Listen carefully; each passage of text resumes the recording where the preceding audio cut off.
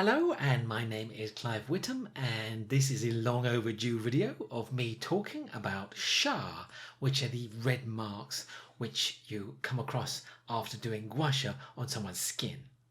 So what I'm going to do is have a look at some images of Sha, and these images have come from my clinic, and I'm just going to talk a little bit about them because it's like the elephant in the room with gua sha. If you don't talk about Sha, and if you don't really know what Sha is, and you're doing gua sha, you need to be doing maybe something else, because it's inevitable that Sha is going to appear. It doesn't really matter what you're doing. So perhaps you're doing the face, you're doing nice smooth strokes across the face. And then when you come to maybe the neck, it's easy to get Sha on the neck. So just one stroke going downwards on the neck, and perhaps the beginnings of Sha will appear, and a few more strokes, and boom, you've got Sha on your neck. And so it would appear in many different places. Very, very common on your back, and areas where you often feel stressed, and aches and pains. Okay, let's start and let's look at some images. Okay, well, this image is an image which is really, really common to see, and that's this line which is down the middle, which is basically your spine. And if you're scraping down the spine, of course, you've got to be really careful, because if it's someone who doesn't have enough padding in the spinal area, then it is very uncomfortable to have gua sha down the spine. But lots of people can have it, and it's no problem whatsoever. And so this image is an image of the spinal area, which is an area which is really, really common for Sha to come out, and really, really beneficial, because it has lots of different connections in the body, which I won't go into, because I'd need to explain in a much longer video to explain what those connections are. And also notice that there are two areas to the side in the upper back, and those areas are really common to come up with Sha, and often connected here with the state of your chest, which could easily be stress, but also what's going on in your lungs and in your chest area. Okay, let's look at another one.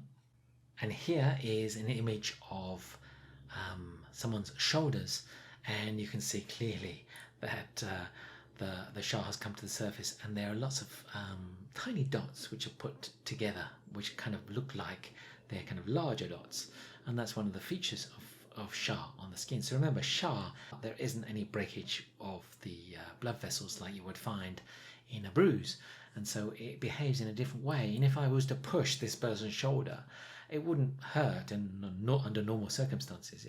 I mean, it could hurt, but the Sha itself is not the thing that's causing the pain. So really, really common to have Sha over the shoulder area, coming into the upper back.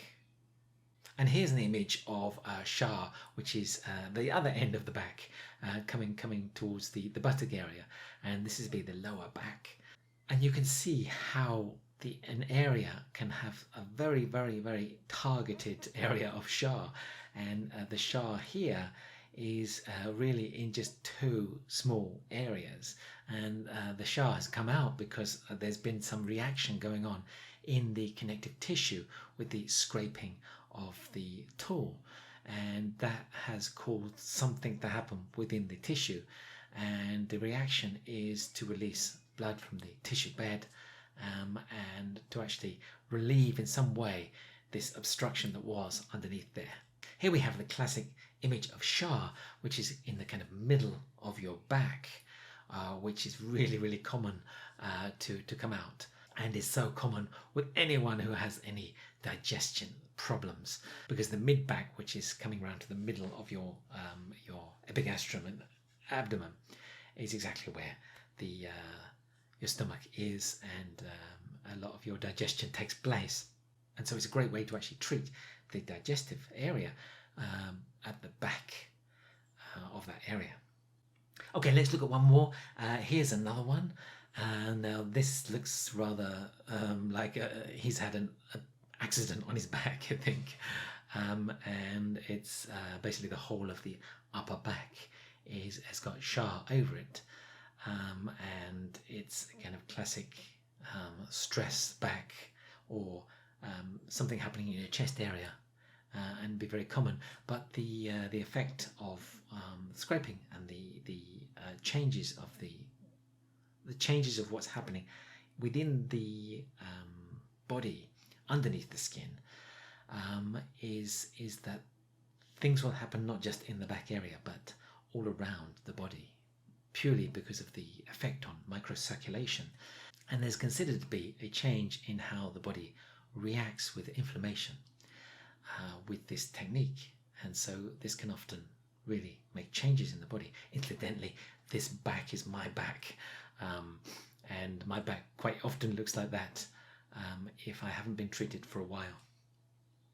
So the Shah, especially the one on my back there, the Shah will last 3-4 days, and then it will totally disappear.